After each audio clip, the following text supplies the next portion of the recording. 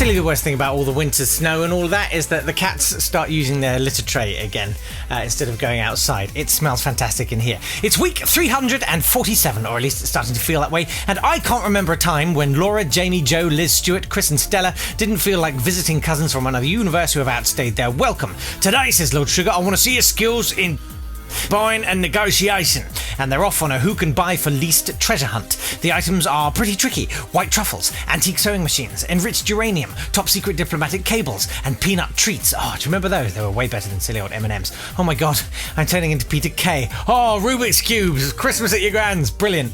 It's girls versus boys. The girls doing the smart thing and doing some phone research from their base. The boys striding purposefully out without the first idea of whence they shall procure their items. For example, of one item, Chris asks, is it expensive? Let's find out what it is first, replies Stuart. Jamie goes to Hatton Garden, fruitlessly searching for a piece of Indian jewellery called a tikka. Leave it. While Stuart and Chris look for a copy of Blue Book.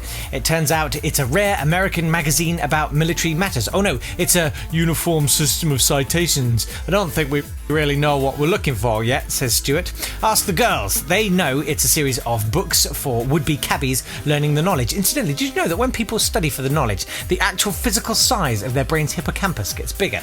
Crazy. Hippocampus for zoology students.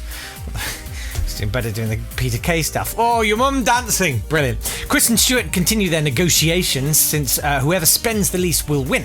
Chris wildly inventing stories about his nan going to a wedding and his brother doing the knowledge and a baby squirrel he raised from birth that dreams of being married in a tartan wedding dress costing no more than the price of a postage stamp. Over on the girls' team, it is a much slicker operation, although Stella and Laura are having trouble finding white truffles, calling the Restaurant de Posh in Knightsbridge and actually asking, is Marco Pierre White there today at all? Who I wouldn't buy a truffle off of because he looks like he's got all tobacco down his whites and he's constantly smoking stinky roll-ups. I tell you what, I don't know what mobiles they use, but they must have amazing batteries. Jamie's been on hold trying to buy a 4-metre long kitchen worktop and has been listening to Boccherini's tune off of the Lady Killers for about 3 hours now. But will they kill the ladies? Running desperately late, it's time for them all to scramble back to the boardroom and find out.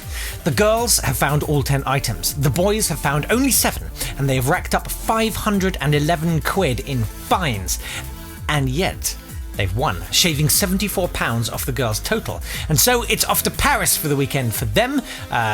Just them, not the camera crew. They just race around Paris in a cab with them for 3 hours, get a few quick shots and take the next Eurostar home. So glamorous television. The girls return from the Ghost Cafe. Does anyone ever actually work there? And Joe gets to go back to the house first, whispering to Liz, you'll be fine. These two are something. I don't know what she said. Who will go, okay? I'll tell you. Laura will go. And to be honest, it was high time. So, what will happen next week? Well, I've been on to Julian Assange, and he says he knows, but he's not telling anyone but The Guardian. The things he'll do for a free subscription. We'll see you next week!